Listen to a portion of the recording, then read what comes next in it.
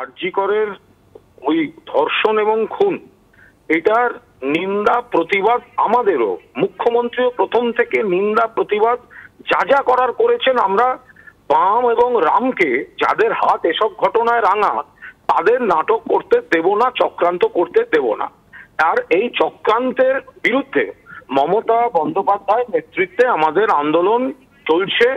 আমরা মানুষকে বাস্তবটা বোঝাচ্ছি, আমরা কি কি করেছি, মমতাদির সরকার কি কি করেছে এবং অন্য রাজ্যে বা সিপিএম জমানায় কি কি হয়েছিল।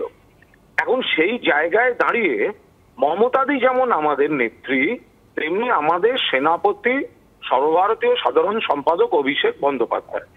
তো এখন আমার মতো সাধারণ কর্মী সৈনিকরা আমরা তো মমতাদির নেতৃত্বে, মমতাদি শেষ কথা এই লড়াইটা লড়ছি। কারণ শকুনের রাজনীতি করছে টার্গেট করে, এখন একটা অনভিপ্রেত কুৎসিত মৃত্যুর ঘটনাকে কেন্দ্র করে ন্যায় বিচার আমরা সবাই চাইছি, কিন্তু তারা এই শকুনের রাজনীতি করছে। এই সময় এই লড়াইয়ের নেতৃত্ব দিচ্ছেন মমতা বন্দ্যোপাধ্যায়।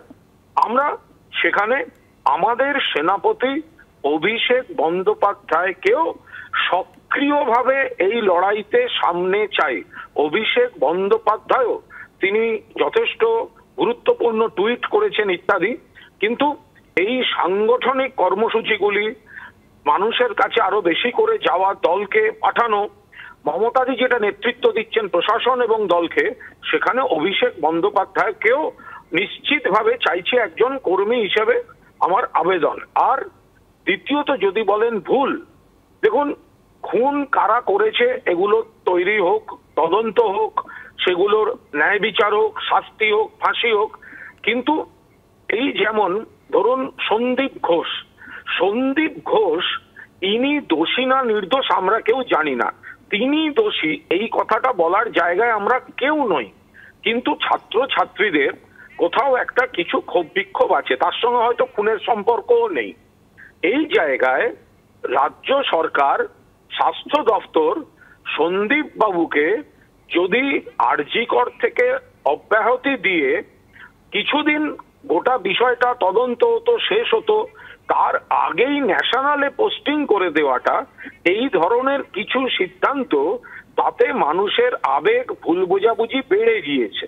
ফলে এখানে আমাদেরও আবেদন, বা একজন সাধারণ নাগরিক, একজন প্রাক্তন সাংসদ হিসেবেও আমাদের আবেদন যে সন্দীপ বাবুকে আমরা কেউ দোষী বলছি না, কারণ তদন্তের আগে কাকে দোষী বলবো, কিন্তু যেহেতু ছাত্রছাত্রীদের বা ওই ঘটনার কিছু বিতর্কের জায়গা রয়েছে, ফলে তাকে কিছুদিন স্বাস্থ্য দপ্তরের অন্য কোনো কাজে রেখে যদি এই ন্যাশনালের প্রিন্সিপাল সম্মানযুক্ত একটি পদে আবার তাকে অত তাড়াতাড়ি 2-3 ঘন্টার মধ্যে না দেওয়া হতো, তাহলে হয়তো মানুষের এই ভুল বোঝা, এই যে মানুষ ভাবছেন তাহলে কি আড়াল করা হচ্ছে, তাহলে কি, এই যে সন্দেহের বাতাবরণ, এই সন্দেহের বাতাবরণটা এড়িয়ে যাওয়া সম্ভব হতো।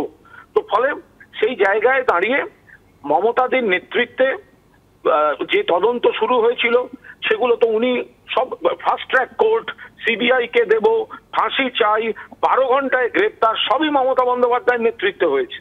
এরপরে সিবিআই এর হাতে চলে গেছে, এখন সিবিআই কে জাস্টিস দিতে হবে, সেই আন্দোলনও হবে। কিন্তু তার মধ্যে এই ধরনের 2-1টি সিদ্ধান্তে মানুষ আমাদের একটু ভুল বুঝেছেন, মানুষের আবেগটা সেটাকে উস্কে দেওয়ার সুযোগ পেয়েছে এই বাম রামেরা। তো ফলে সেই জায়গায় মমতাদির নেতৃত্বে আর আরো বেশি করে সংগঠনটাকে রাস্তায় নামাতে অভিষেক বন্দ্যোপাধ্যায়কে সক্রিয়ভাবে সামনে দেখতে চাই। আরজি কর কাণ্ড নিয়ে তৃণমূল নেতা কুণাল ঘোষের ইঙ্গিতপূর্ণ পোস্ট, মমতা বন্দ্যোপাধ্যায় এবং অভিষেক বন্দ্যোপাধ্যায়ের ছবি দিয়ে পোস্ট করলেন কুণাল ঘোষ। দোষীদের ফাঁসির দাবি জানানোর পাশাপাশি বিরোধীদের চক্রান্তে প্রসঙ্গ পড়েছে পোস্টে।